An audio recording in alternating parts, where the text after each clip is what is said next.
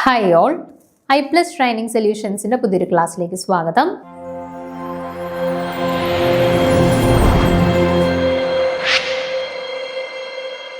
അപ്പം നമ്മൾ ഇന്ന് ഡിസ്കസ് ചെയ്യാനായിട്ട് പോകുന്നത് നമ്മുടെ UV വിസിബിൾ സ്പെക്ട്രോസ്കോപ്പി ആയിട്ട് ബന്ധപ്പെട്ട കുറച്ച് ചോദ്യങ്ങളാണ്. MCQ ആണ് നമ്മൾ ഇന്ന് ഡിസ്കസ് ചെയ്യാനായിട്ട് പോകുന്നത്. അപ്പം നോർമലി നമ്മുടെ പരീക്ഷകൾക്ക് മുന്നത്തെ ഒരു ഡിഗ്രി ലെവൽ എക്സാംസിന് ഈ ഒരു സെക്ഷനുമായിട്ട് ബന്ധപ്പെട്ട് ചോദിച്ചിട്ടുള്ള കുറച്ച് ചോദ്യങ്ങൾ, റിപ്പീറ്റഡ്ലി ചോദിച്ചിട്ടുള്ള കുറച്ച് ചോദ്യങ്ങളാണ് നമ്മൾ ഈ ഒരു സെക്ഷനിൽ ഡിസ്കസ് ചെയ്യാനായിട്ട് പോകുന്നത്. അപ്പം നിങ്ങളുടെ ഉദ്ദേശം എന്ന് പറഞ്ഞാൽ നമ്മൾ ഈ ഒരു MCQ ഡിസ്കഷൻ ചെയ്യുമ്പോൾ നിങ്ങൾക്ക് ക്വസ്റ്റ്യൻസിൻ്റെ ഒരു പാറ്റേൺ മനസ്സിലാവും. അപ്പോൾ പിന്നെ നിങ്ങൾ ചെയ്യേണ്ടത് വെച്ചാൽ ഈ ഒരു പാറ്റേൺ അനുസരിച്ചിട്ട് നിങ്ങൾ പരമാവധി ക്വസ്റ്റ്യൻസ് ഒക്കെ ഒന്ന് കളക്ട് ചെയ്ത് സ്വന്തമായിട്ടൊന്ന് വർക്കൗട്ട് ചെയ്യാനായിട്ട് ശ്രമിക്കണം കേട്ടോ. അപ്പം നമുക്കിപ്പോൾ ഒരു കോഴ്സിലൂടെ പ്രൊവൈഡ് ചെയ്യുന്ന ക്ലാസ്സസ് എന്ന് പറഞ്ഞാൽ എല്ലാവരിലേക്കും ഒരേപോലെ എത്തുന്ന കാര്യമാണ്. അപ്പോൾ ആ കിട്ടുന്ന കാര്യങ്ങൾ എല്ലാവരും ഒരേപോലെയാണ് പഠിക്കുക.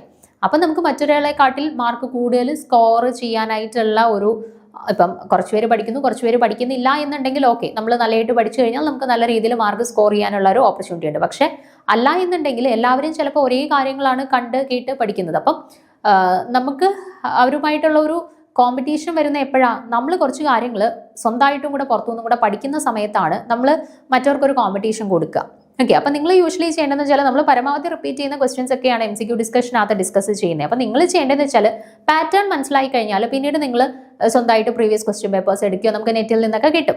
അതേപോലെ നമുക്കിപ്പോൾ UV വിസിബിൾ സ്പെക്ട്രോസ്കോപ്പി എന്ന് ഗൂഗിളിൽ ടൈപ്പ് ചെയ്താൽ നമുക്ക് MCQ മോഡൽ ക്വസ്റ്റ്യൻസ് കിട്ടും. അതൊക്കെ ജസ്റ്റ് ഒന്ന് വർക്ക്ഔട്ട് ചെയ്ത് കഴിഞ്ഞാൽ നമുക്ക് കാര്യത്തെക്കുറിച്ചിട്ട് കുറച്ചും കൂടെ ഒന്ന് കൃത്യമായിട്ട് മനസ്സിലാവും.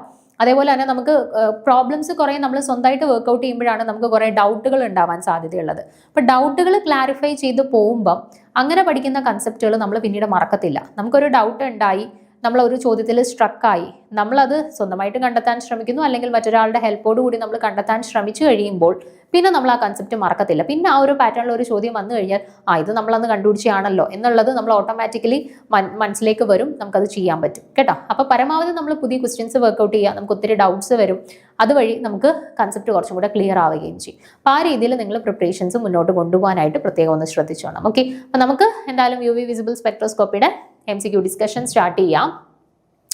ഒന്നാമത്തെ ചോദ്യം ഇതാണ്: according to Beer Lambert's law the absorbance does not depend upon. അപ്പോൾ ബിയർ-ലാംബർട്ട്സ് ലോ അനുസരിച്ച് താഴെ കൊടുത്തിട്ടുള്ളതിൽ ഏത് ഫാക്ടേഴ്സിനെയാണ് അബ്സോർബൻസ് ഡിപ്പെൻഡ് ചെയ്യാത്തത്? Colour of the solution, solution concentration, extension coefficient of the sample, distance that the light has travelled through the sample. ഇതിൽ ഏത് ഫാക്ടറിനെയാണ് നമ്മുടെ ബിയർ-ലാംബർട്ട് ലോ അനുസരിച്ചിട്ട് അബ്സോർബൻസ് ഡിപ്പെൻഡ് ചെയ്യാത്തത് എന്നാണ് ചോദ്യം. ഓക്കെ, അപ്പം നമ്മൾ ചാപ്റ്റർ പഠിച്ച സമയത്ത് ബിയർ-ലാംബർട്ട്സ് ലോ പഠിച്ചു, അതിൻ്റെ മാത്തമെറ്റിക്കൽ റെപ്രസെൻറ്റേഷൻ പഠിച്ചു അല്ലേ? എന്താണ് നമ്മൾ പഠിച്ച mathematical representation? Absorbance A is equal to epsilon CL. Epsilon എന്ന് പറഞ്ഞാൽ എന്താണ്? മോളാർ എക്സ്റ്റിങ്ഷൻ കോഎഫിഷ്യന്റ് ആണ് അല്ലേ? അല്ലെങ്കിൽ മോളാർ അബ്സോർപ്റ്റിവിറ്റി കോഎഫിഷ്യന്റ് അല്ലെങ്കിൽ മോളാർ എക്സ്റ്റിങ്ഷൻ കോഎഫിഷ്യന്റ് ആണ്. C എന്ന് പറയുന്നത് കോൺസെൻട്രേഷൻ ആണ്. L എന്ന് പറയുന്നത് പാത്ത് ലെങ്ത് ആണ് അല്ലേ? അപ്പൊ നോക്കിക്കേ, ഓപ്ഷൻ ബിയിൽ കൊടുത്തിട്ടുള്ള സൊല്യൂഷൻ കോൺസെൻട്രേഷൻ ഡിപ്പെൻഡ് ചെയ്യുന്ന ടേം ആണ്. ഓപ്ഷൻ സിയിൽ കൊടുത്തിട്ടുള്ള extinction coefficient, molar extinction coefficient depend ചെയ്യുന്ന ടേം ആണ്. Then distance that the light has travel through the sample, അതായത് പാത്ത് ലെങ്ത് ഡിപ്പെൻഡ് ചെയ്യുന്ന ഫാക്ടർ തന്നെയാണ് അല്ലേ? അപ്പൊ ഇതിൽ ഏത് ഫാക്ടറാണ് അബ്സോർബൻസിന്റെ ഇക്വേഷനിൽ വരാത്ത factor? Option A, colour of the solution ആണ് അല്ലേ? സോ ഇവിടെ കറക്റ്റ് ആൻസർ ആയിട്ട് വരുന്നത് ഏതാണ്? Option A, colour of the solution എന്നുള്ളതാണ് ശരിയായിട്ട് വരുന്നത് കേട്ടോ.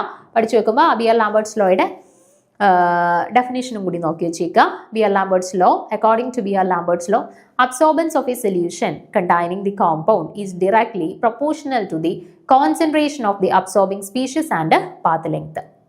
അപ്പോൾ ഒരു സൊല്യൂഷനിലൂടെ കടന്നു പോകുന്ന സബ്സ്റ്റൻസിന്റെ അബ്സോർബൻസ് എന്ന് പറയുന്നത് ആ സബ്സ്റ്റൻസിന്റെ കോൺസെൻട്രേഷന്റെയും പാത്ത് ലെങ്തിനും ഡയറക്ട്ലി പ്രൊപ്പോർഷണൽ ആയിരിക്കും. ആൻഡ് ആ പ്രൊപ്പോർഷണാലിറ്റി മാറ്റുന്നതിന് വേണ്ടിയിട്ട് നമ്മൾ സബ്സ്റ്റിറ്റ്യൂട്ട് ചെയ്ത് കൊടുക്കുന്ന കോൺസ്റ്റന്റ് ആയിരുന്നു എപ്സിലോൺ അല്ലെങ്കിൽ അബ്സോർപ്റ്റിവിറ്റി കോഎഫിഷ്യന്റ്. ഓക്കെ, അല്ലെങ്കിൽ extinction coefficient. Okay, so option A ആണ് ഇവിടെ കറക്റ്റ് ആൻസർ ആയിട്ട് വരുന്നത്. രണ്ടാമത്തെ ചോദ്യം നോക്കുക, ഒരു പ്രോബ്ലം ടൈപ്പ് ക്വസ്റ്റ്യൻ ആണ്. ബിയർ-ലാംബർട്ട്സ് ലോയുമായിട്ട് അസോസിയേറ്റ് ചെയ്തിട്ടുള്ള പ്രോബ്ലം ആണ്. നോക്കുക, calculate the molar absorptivity of a 1 × 10⁻⁴ molar solution which has an absorbance of 0.2 when the path length is 2.5 cm. അപ്പോൾ എന്താ ചോദ്യം? നമുക്ക് മോളാർ അബ്സോർപ്റ്റിവിറ്റി എന്ന് പറയുമ്പോൾ എന്താണ്? എപ്സിലോൺ. നമ്മുടെ എക്സ്റ്റിങ്ഷൻ കോഎഫിഷ്യന്റ് എപ്സിലോൺ ആണ് നമുക്ക് കണ്ടുപിടിക്കേണ്ടത്. ഇവിടെ സൊല്യൂഷന്റെ കോൺസെൻട്രേഷൻ തന്നിട്ടുണ്ട്. എത്രയാ? 1 × 10⁻⁻⁴ മോളാർ എന്ന് തന്നിട്ടുണ്ട്. അബ്സോർബൻസ് തന്നിട്ടുണ്ട് 0.20. പാത്ത് ലെങ്ത് തന്നിട്ടുണ്ട് 2.5 സെന്റിമീറ്റർ. ഓക്കെ, ഇത്രയും കാര്യങ്ങൾ തന്നിട്ട് നമ്മളോട് മോളാർ എപ്സിലോൺ എക്സ്റ്റിങ്ഷൻ കോഎഫിഷ്യന്റ് എപ്സിലോണിന്റെ വാല്യൂ കണ്ടുപിടിക്കാനാണ് ചോദ്യം. ഓക്കെ, അപ്പൊ നമുക്കറിയാം A = എപ്സിലോൺ × C × L ആണ്. അപ്പൊ എപ്സിലോൺ കണ്ടുപിടിക്കണമെങ്കിൽ എന്ത് ചെയ്താൽ മതി? A/C × L ചെയ്താൽ മതി. എയുടെ വാല്യൂ എത്രയാ? 0.20 ബൈ സിയുടെ വാല്യൂ എത്രയാ? 1 × 10⁻⁻⁴. L എത്രയാ? 2.5 ആണ്. ഓക്കെ, അപ്പോൾ അത് ജസ്റ്റ് സബ്സ്റ്റിറ്റ്യൂട്ട് ചെയ്താൽ 0.20 × 10⁻⁻⁴ മുകളിലോട്ട് പോകുമ്പോൾ 10⁻+4 ആയി ബൈ 2.5. 10⁻⁴ ആകുമ്പോൾ 4 സ്ഥാനം മാറ്റണം. അപ്പം എന്ത് വരും? 20. 2 സ്ഥാനം കൂടെ മാറ്റുമ്പോൾ 2000 ഡിവൈഡഡ് ബൈ 2.5. ഓക്കെ, അല്ലെങ്കിൽ 20,000 ഡിവൈഡഡ് ബൈ 25. 25 ആകുമ്പോൾ 800 എന്ത് വന്നു?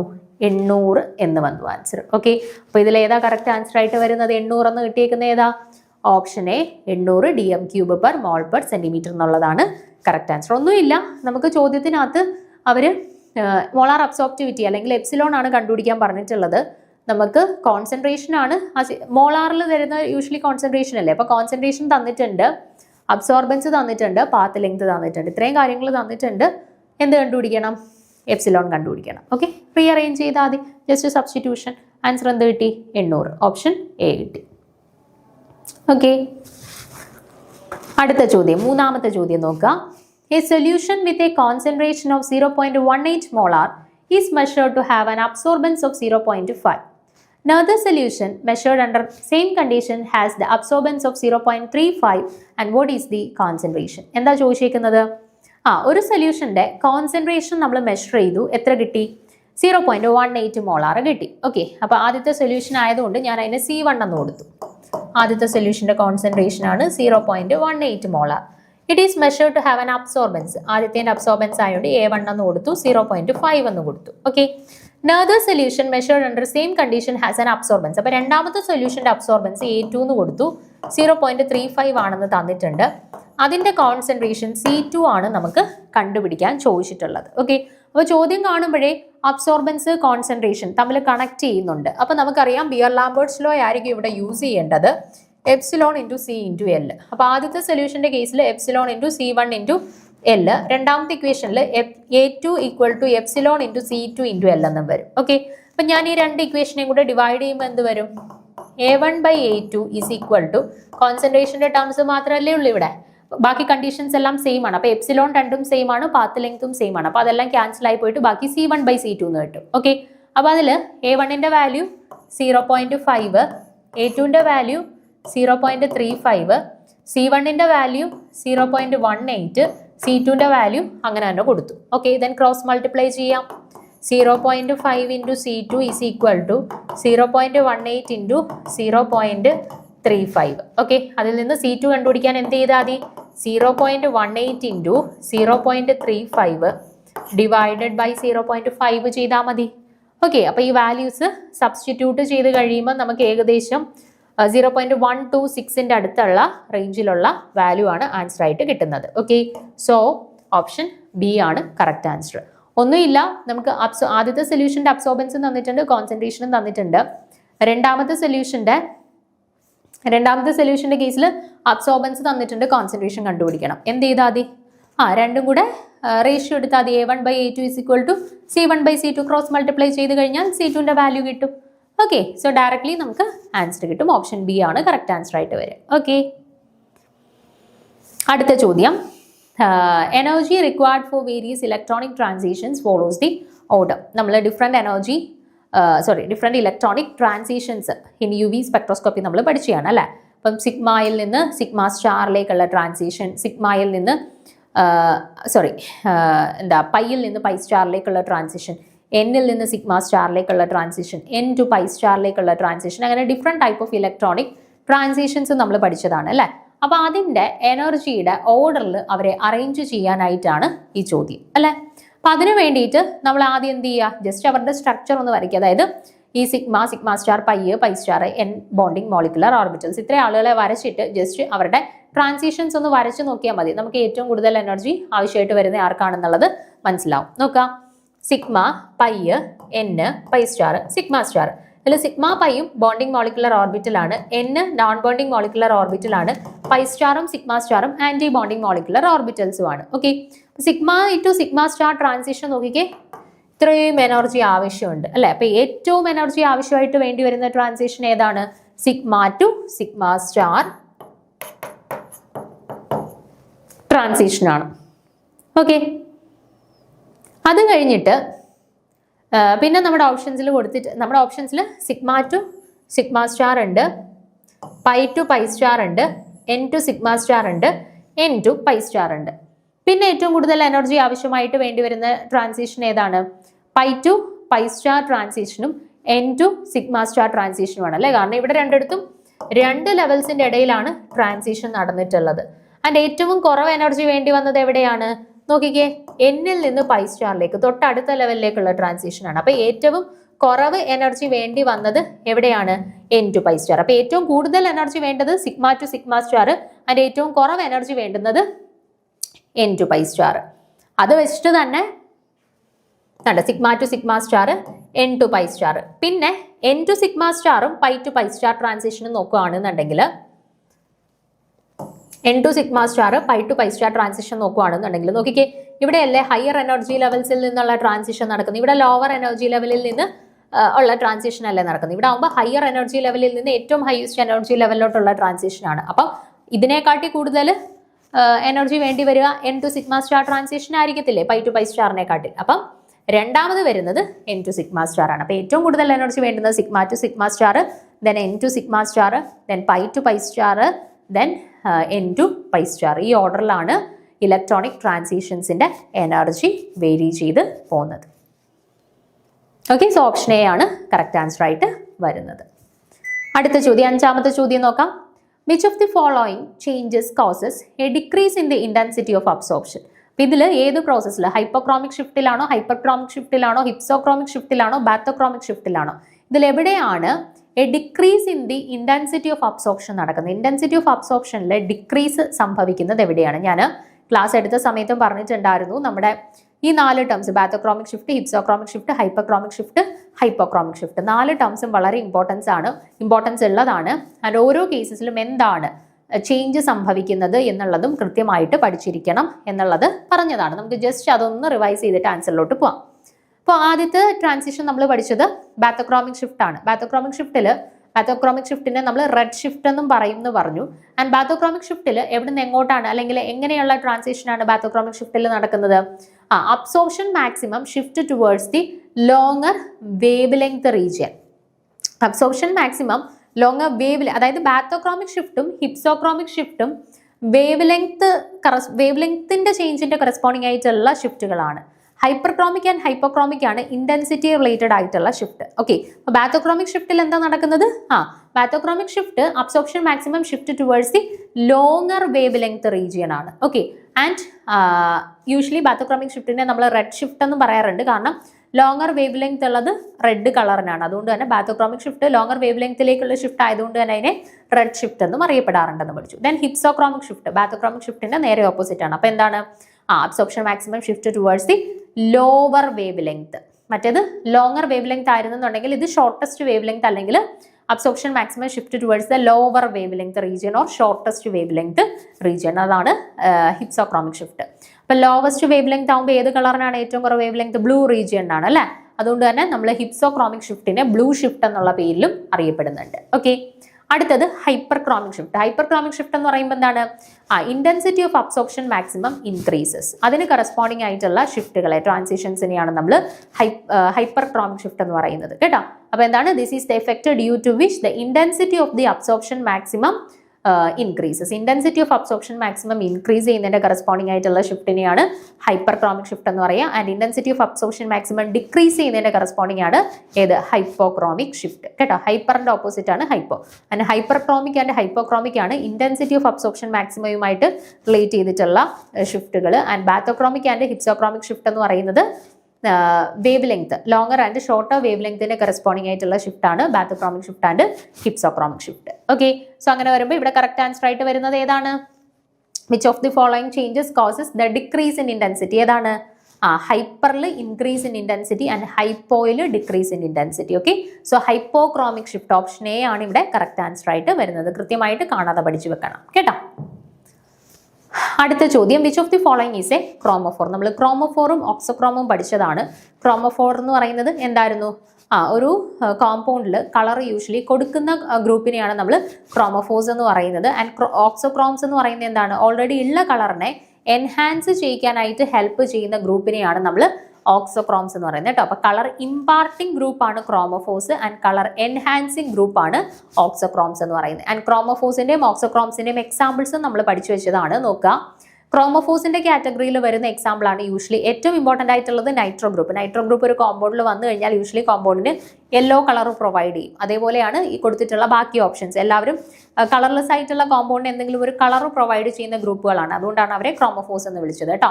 എത്തിലീനിക് ഗ്രൂപ്പ്, അസിറ്റിലീനിക് ഗ്രൂപ്പ്, കാർബണൈൽസ്, ആസിഡ്, എസ്റ്റേഴ്സ്, നൈട്രൽസ്, ഇതൊക്കെ എന്തിന്റെ എക്സാമ്പിൾ ആണ്? നമ്മുടെ ക്രോമോഫോർസിന്റെ എക്സാമ്പിൾ ആണ്. ഇനി ഓക്സോക്രോംസിന്റെ എക്സാമ്പിൾ, കളർ എൻഹാൻസിങ് ഗ്രൂപ്പ് ആയിട്ടുള്ള ഓക്സോക്രോംസിന്റെ എക്സാമ്പിൾസ് എന്തൊക്കെയാ വരിക? ഹൈഡ്രോക്സിൽ ഗ്രൂപ്പ് വരാറുണ്ട്, അമിനോ ഗ്രൂപ്പ് വരാറുണ്ട്, ഹാലജൻസ് വരാറുണ്ട്. ആൽഡിഹൈഡ് രണ്ട് കൂട്ടത്തിലും പെടും കേട്ടോ. ക്രോമോഫോർസ് ആയിട്ടും ആക്ട് ചെയ്യും, ഓക്സോക്രോംസ് ആയിട്ടും ആക്ട് ചെയ്യുന്നവരാണ് aldehyde.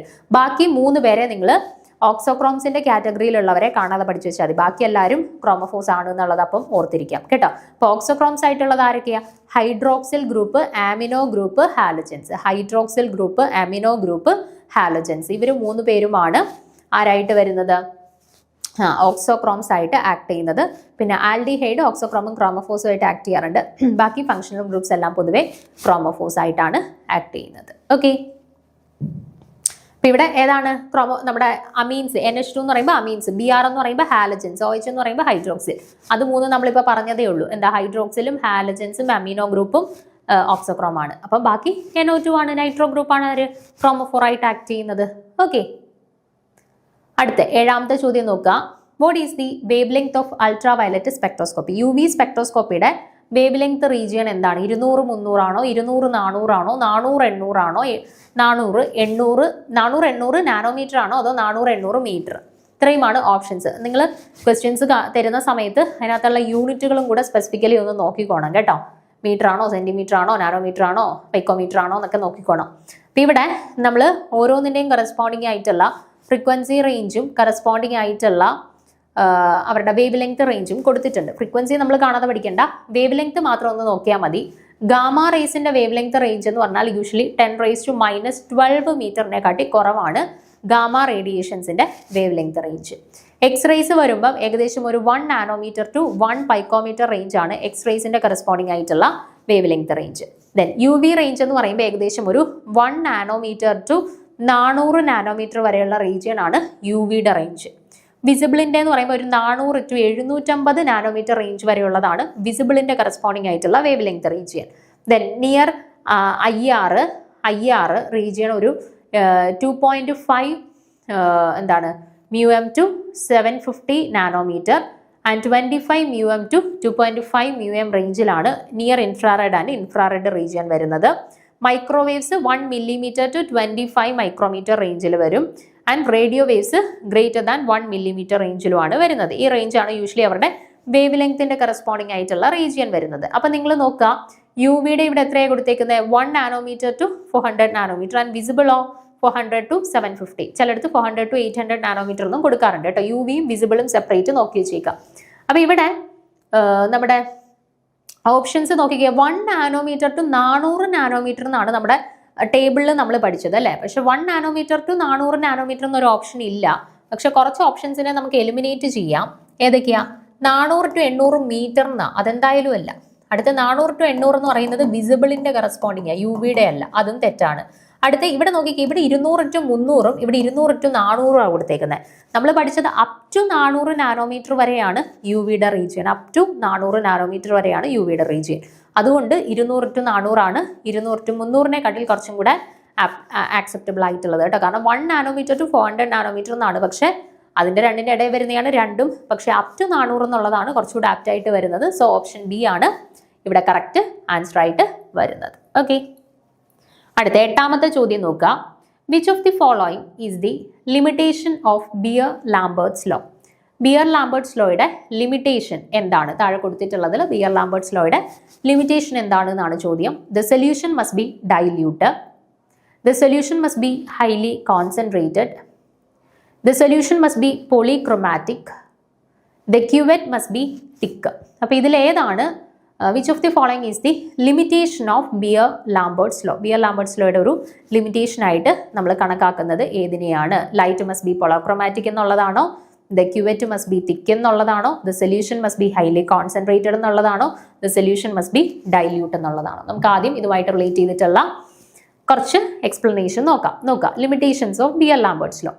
The Lambert-Beer law, which relates the absorbance of light to the properties of the material through which the light is traveling, has several limitations. അപ്പോൾ നമ്മുടെ ഓരോ പദാർത്ഥത്തിലൂടെയുള്ള ലൈറ്റിൻ്റെ അബ്സോർബൻസും അവരുടെ കോൺസെൻട്രേഷൻ ആൻഡ് പാത്ത് ലെങ്ത് തമ്മിലുള്ള റിലേഷനാണ് നമ്മുടെ ബിയർ-ലാംബർട്ട്സ് ലോ എക്സ്പ്ലെയിൻ ചെയ്തത്. പക്ഷേ അതിൽ കുറച്ചധികം ലിമിറ്റേഷൻസ് ഉണ്ട്. അത് A=εcl എന്നൊക്കെ പറഞ്ഞെങ്കിൽ പോലും ഈ ഇക്വേഷൻ അത് കുറച്ച് കണ്ടീഷൻസ് കൺസിഡർ ചെയ്യുമ്പോൾ കുറച്ച് ലിമിറ്റേഷൻസ് ഉണ്ട്. അപ്പോൾ ആ ലിമിറ്റേഷൻസും കൂടെ നമുക്ക് നോക്കി വെച്ചേക്കണം. ലിമിറ്റേഷൻസുമായിട്ട് ബന്ധപ്പെട്ടും ക്വസ്റ്റ്യൻസ് വരാറുള്ളതാണ്. നമ്മൾ ക്ലാസ് എടുത്ത സമയത്ത് ലിമിറ്റേഷൻസ് അവിടെ പറഞ്ഞില്ല. അതുകൊണ്ടാണ് ഡീറ്റെയിൽ ആയിട്ട് ക്വസ്റ്റ്യൻ ഡിസ്കഷൻ സെഷനിൽ ആഡ് ചെയ്തിട്ടുള്ളത്. നോക്കുക. അപ്പം ഒന്ന്, applicability to dilute solutions only. എന്താണ് ഒന്നാമത്തെ ലിമിറ്റേഷൻ എന്ന് പറഞ്ഞാൽ എന്താണ്? ആപ്ലിക്കേഷൻസ് ടു അല്ലെങ്കിൽ applicability to dilute solutions. Dilute സൊല്യൂഷൻസിൽ മാത്രമേ നമുക്ക് അപ്ലൈ ചെയ്യാനായിട്ട് പറ്റൂ. അതാണ് ഒന്നാമത്തെ ലിമിറ്റേഷൻ. വായിച്ചു നോക്കുക. The law is valid only for dilute solutions where the absorbing species do not interact with each other. കാരണം ഡൈല്യൂട്ട് സൊല്യൂഷൻസിൽ മാത്രമേ അബ്സോർബിംഗ് സ്പീഷീസുകൾ തമ്മിൽ പരസ്പരം ഒരു ഇന്ററാക്ഷൻസ് ഇല്ലാത്തതായിട്ടുള്ളൂ. അപ്പം അവരുടെ കേസിൽ നമുക്ക് യൂസ് ചെയ്യാം. ഡൈല്യൂട്ട് സൊല്യൂഷൻ്റെ കേസിൽ യൂസ് ചെയ്യാം. പക്ഷേ ഡൈല്യൂട്ട് സൊല്യൂഷൻ്റെ കേസിൽ മാത്രമേ യൂസ് ചെയ്യാൻ പറ്റൂ. ഹൈലി കോൺസെൻട്രേറ്റഡിലോട്ട് പോകുന്ന സമയത്ത് നമുക്ക് ആപ്ലിക്കബിൾ അല്ല. അപ്പോൾ അതാണ് ഒന്നാമത്തെ limitation. It is applicable only to dilute solutions. 2, monochromatic light is required. എന്താണ്? നമ്മളെപ്പോഴും ഒരു സിംഗിൾ വേവ് ലെങ്ത് ഉള്ള മോണോക്രോമാറ്റിക് ആയിട്ടുള്ള ലൈറ്റ് സോഴ്സിനെ മാത്രമേ നമുക്ക് പ്രൊവൈഡ് ചെയ്യാനായിട്ട് പറ്റുള്ളൂ. നോക്കുക. It assumes that the use of monochromatic light. If the polychromatic light is used, deviations occurs to different absorptions at a different wavelength. അപ്പം നമ്മൾ ഇൻ കേസ് പോളിക്രോമാറ്റിക് ലൈറ്റ് എങ്ങാണ് യൂസ് ചെയ്ത് കഴിഞ്ഞാൽ അവിടെ അതിനെക്കോണം ഡീവിയേഷൻസ് സംഭവിക്കും. ഓക്കെ, സോ അത് അവോയ്ഡ് ചെയ്യാനായിട്ട് നമ്മൾ പരമാവധി മോണോക്രോമാറ്റിക് ആയിട്ട് സിംഗിൾ വേവ് ലെങ്ത് ഉള്ള മോണോക്രോമാറ്റിക് ലൈറ്റ് മാത്രം യൂസ് ചെയ്യേണ്ടതായിട്ട് വരും. അടുത്തത് homogeneous medium. Medium should be എങ്ങനെ ആയിരിക്കണം? ഹോമോജീനിയസ് ആയിട്ടുള്ള മീഡിയം വേണം നമ്മളെപ്പോഴും സെലക്ട് ചെയ്യാൻ. നോക്കുക. The sample must be homogeneous and uniformly absorbing. Any scattering or turbidity causes deviations. നമ്മുടെ സാമ്പിൾ എങ്ങനെയായിരിക്കണം? ഹോമോജീനിയസ് ആയിട്ടുള്ള സാമ്പിൾ ആയിരിക്കണം. ഇനി ഹോമോജീനിറ്റി ഇല്ല, ഹെട്രോജീനിയസ് ആയിട്ടുള്ള സാമ്പിൾ ആണെന്നുണ്ടെങ്കിൽ അവിടെ യൂണിഫോമിറ്റിയിൽ വ്യത്യാസങ്ങൾ വരും. അതേപോലെ തന്നെ എന്താണ് ഡീവിയേഷൻസ്, എന്തെങ്കിലും സ്കാറ്ററിങ്ങോ എന്തെങ്കിലും ടർബിഡിറ്റിയോ എന്തെങ്കിലും ഉണ്ടെന്നുണ്ടെങ്കിൽ അവിടെ ഡീവിയേഷൻസ് ഉണ്ടാവാനായിട്ടുള്ള സാധ്യതയും വളരെ കൂടുതലാണ്. അപ്പോൾ നമ്മുടെ സൊല്യൂഷൻസ് എപ്പോഴും ഹോമോജീനിയസ് ആയിട്ടുള്ള സൊല്യൂഷൻസ് തന്നെ ആയിരിക്കണം. ഹെട്രോജീനിയസ് സൊല്യൂഷൻ ആയി കഴിഞ്ഞാൽ അവിടെ ഡീവിയേഷൻസ് ഉണ്ടാവാനായിട്ടുള്ള സാധ്യത കൂടുതലാണ്. അടുത്തത് നോ കെമിക്കൽ ചേഞ്ചസ്. എന്താ പറയുന്നത്? The absorbing species should not undergo any chemical changes or reaction during the measurements. Absorbing species ഏത് സാമ്പിളിലേക്കാണോ നമ്മൾ ലൈറ്റിനെ അബ്സോർബ് ചെയ്ത് അല്ലെങ്കിൽ ലൈറ്റ് അബ്സോർബ് ചെയ്യുന്നത്, ആ സാമ്പിളിൽ ഈ ലൈറ്റ് അബ്സോർപ്ഷനുമായിട്ട് ബന്ധപ്പെട്ട് കെമിക്കൽ ചേഞ്ചസ് ഒന്നും ഉണ്ടാവാൻ പാടില്ല. അതാണ് അടുത്ത ലിമിറ്റേഷൻ. അഥവാ കെമിക്കൽ ചേഞ്ചസ് ഉണ്ടെന്നുണ്ടെങ്കിൽ അങ്ങനെയുള്ള കേസിലും ബിയർ-ലാംബർട്ട്സ് ലോ വാലിഡ് അല്ല. അടുത്തത് concentration range. At high concentrations deviations occurs due to the molecular interactions, refractive index change and stray light etcetera. Okay, അപ്പം നമ്മൾ നേരത്തെ പറഞ്ഞു, ആദ്യത്തെ ഒരു ലിമിറ്റേഷൻ ആയിട്ട് പറഞ്ഞു എന്താണ്? ഡൈല്യൂട്ട് സൊല്യൂഷൻസിൽ മാത്രമേ നമുക്ക് യൂസ് ചെയ്യാൻ പറ്റുള്ളൂ. ഇൻ കേസ് നമ്മൾ യൂസ് ചെയ്യുന്ന സൊല്യൂഷൻ കോൺസെൻട്രേറ്റഡ് സൊല്യൂഷൻ ആണെന്നുണ്ടെങ്കിൽ അവിടെ ഡീവിയേഷൻസ് ഉണ്ടാവാനായിട്ടുള്ള സാധ്യത വളരെ കൂടുതലാണ്. കാരണം റിഫ്രാക്റ്റീവ് ഇൻഡെക്സിൽ ചേഞ്ച് വരും, മോളിക്കുലർ ഇന്ററാക്ഷൻസ് കൂടുതലായിരിക്കും, അങ്ങനെ പല രീതിയിലുള്ള പ്രോബ്ലംസ് കാരണം അവിടെ ഡീവിയേഷൻസ് ഉണ്ടാവാനായിട്ടുള്ള സാധ്യത വളരെ കൂടുതലാണ്. ഓക്കെ, അപ്പോൾ ലിമിറ്റേഷൻസ് എന്തൊക്കെയാണ്? 1, ആപ്ലിക്കബിലിറ്റി ടു ഡൈല്യൂട്ട് സൊല്യൂഷൻസ് ഉള്ളി. 2, മോണോക്രോമാറ്റിക് ലൈറ്റിലെ മാത്രമേ നമുക്ക് യൂസ് ചെയ്യാനായിട്ട് പറ്റുള്ളൂ. 3 സൊല്യൂഷൻ ഹോമോജീനിയസ് ആയിട്ടുള്ള സൊല്യൂഷനിൽ മാത്രമേ യൂസ് ചെയ്യാൻ പറ്റുള്ളൂ. 4മത്തത് ഇവർക്കിടയിൽ ലൈറ്റിനെ അബ്സോർബ് ചെയ്യുമ്പോൾ കെമിക്കൽ ചേഞ്ച് ഒന്നും ഉണ്ടാവാൻ പാടില്ല. അടുത്തത് ഇത് പറഞ്ഞില്ല നമ്മൾ, path length consistency. Path length of the sample cell must be constant and well defined. Path length constant ആക്കണം, അത് ഇടയ്ക്കിടയ്ക്ക് ചേഞ്ച് ചെയ്യരുത്. വെൽ ഡിഫൈൻഡ് ആയിട്ടുള്ള കോൺസ്റ്റന്റ് ആയിട്ടുള്ള പാത്ത് ലെങ്ത് മെയിൻറ്റെയിൻ ചെയ്തിരിക്കണം. ദെൻ ഹൈ കോൺസെൻട്രേഷൻ ആയി കഴിഞ്ഞാലും ചേഞ്ചസ് ഉണ്ടാവാനായിട്ടുള്ള സാധ്യതയുണ്ട്. ഓക്കെ, അപ്പോൾ ഏതാണ് കറക്റ്റ് ആൻസർ ആയിട്ട് വരുന്നത്? Which of the following is the limitation? നമ്മൾ ഒന്നാമത് പഠിച്ച ലിമിറ്റേഷൻ ആണ് എന്ത്? Solution should be dilute. Solution dilute മാത്രമേ ആകാൻ പാടുള്ളൂ. കോൺസെൻട്രേറ്റഡ് ആയി കഴിഞ്ഞാൽ അവിടെ ഡിവിയേഷൻസ് ഉണ്ടാവാനായിട്ടുള്ള സാധ്യത കൂടുതലാണ് അല്ലേ. ബാക്കിയൊന്നും solution must be highly concentrated, അത് നമ്മുടെ ബിയർലാംബർട്ടിലൂടെ കണ്ടീഷനാണോ? അല്ല. The solution must be polychromatic കണ്ടീഷനാണോ? അല്ല. ക്യൂവറ്റ് മസ്റ്റ് ബി തിക്ക് കണ്ടീഷനാണോ? അല്ല. അപ്പോൾ ഏത് മാത്രമേ ഉള്ളൂ ലിമിറ്റേഷൻ ആയിട്ട് നമ്മൾ കൺസിഡർ ചെയ്യുന്നത്? സൊല്യൂഷൻ എപ്പോഴും ഡൈല്യൂട്ട് ആയിട്ട് ഉപയോഗിക്കാൻ പറ്റുള്ളൂ. അത് നമ്മുടെ ബിയർലാംബർട്ടിലയുടെ ഒരു ലിമിറ്റേഷൻ ആണ്. ഓക്കെ, സോ ഓപ്ഷൻ എ ആണ് കറക്റ്റ് ആൻസർ ആയിട്ട് വരുന്നത്. ആൻഡ് ഫൈനലി ഒരു ചോദ്യം കൂടി ഉണ്ട്. What is the unit of absorbance which can be derived from Beer-Lambert's law? Beer-Lambert's law യിൽ നിന്ന് നമ്മൾ അബ്സോർബൻസ് ഡിറൈവ് ചെയ്ത് എടുക്കുമല്ലോ. ആ അബ്സോർബൻസിന്റെ യൂണിറ്റ് എന്താണ് എന്നാണ് ചോദ്യം. Litre mole raise to -1, centimetre raise to -1, litre GM raise to -1, centimetre raise to -1, centimetre no unit. ഇതിലേതാണ് absorbance Beer Lambert's law അനുസരിച്ച് അബ്സോർബൻസിന്റെ യൂണിറ്റ് ആയിട്ട് വരുന്നത്? ഏതാണ്? നമുക്ക് അബ്സോർബൻസ് എന്ന് പറഞ്ഞാൽ epsilon into C into L ആണ് അല്ലേ. അപ്പോൾ അത് സബ്സ്റ്റിറ്റ്യൂട്ട് എല്ലാം ചെയ്ത് കഴിയുമ്പം എല്ലാവരുടെയും കൂടെ യൂണിറ്റ് പരസ്പരം ക്യാൻസൽഡ് ഔട്ട് ചെയ്തിട്ട് നമുക്ക് യൂണിറ്റ് ഒന്നും കിട്ടത്തില്ല അബ്സോർബൻസിന്. ഓക്കെ, അപ്പം നോ യൂണിറ്റ് ആണ്, അല്ലെങ്കിൽ യൂണിറ്റ്ലെസ് ആയിട്ടുള്ള ഒരു വാല്യൂ ആണ് അബ്സോർബൻസ് എന്ന് പറയുന്നത്. നോക്കാം, the units of absorptivity, distance and concentration cancelled each other and hence absorbance has no unit. കേട്ടോ, പ്രത്യേകിച്ച് യൂണിറ്റ് ഒന്നും ഇല്ലാത്ത ഒരു ക്വാണ്ടിറ്റിയാണ് absorbance. So option D no unit എന്നുള്ളതാണ് ശരി. ഇതും ചോദിച്ചിട്ടുള്ളതാണ്, നോ യൂണിറ്റ് എന്നുള്ളതാണ് ശരിയായിട്ട് വരുന്നത്. ഓക്കെ, സോ നമ്മൾ അത്യാവശ്യം നമ്മുടെ സിലബസിൽ UV സ്പെക്ട്രോസ്കോപ്പി ആയിട്ട് ബന്ധപ്പെട്ട് നമ്മുടെ സിലബസിൽ കൊടുത്തിട്ടുള്ള എല്ലാ ഇമ്പോർട്ടൻ്റ് ആയിട്ടുള്ള ഏരിയാസും കവർ ചെയ്യുന്ന രീതിയിലുള്ള ക്വസ്റ്റ്യൻസ് നമ്മൾ ഡിസ്കസ് ചെയ്തിട്ടുണ്ട്. ഇനി നിങ്ങളുടെ ഡ്യൂട്ടിയാണ് പരമാവധി ചോദ്യങ്ങൾ കളക്ട് ചെയ്യുക, ഒന്ന് വർക്ക്ഔട്ട് ചെയ്യുക. ഇൻ കേസ് ഡൗട്ട്സ് ഉണ്ട് എന്നുണ്ടെങ്കിൽ നിങ്ങൾക്ക് അത് ചോദിച്ച് ക്ലാരിഫൈ ചെയ്യാം, പ്രശ്നമില്ല. പക്ഷേ പരമാവധി ക്വസ്റ്റ്യൻസ് നിങ്ങൾ സ്വന്തമായിട്ടും കൂടി വർക്ക്ഔട്ട് ചെയ്ത് പ്രാക്ടീസ് ചെയ്യാനായിട്ട് ശ്രമിക്കുക. ഓക്കെ, അപ്പോൾ നമുക്ക് അടുത്ത ക്ലാസ്സിൽ അടുത്തൊരു ടോപ്പിക്കായിട്ട് കാണാം. Thank you.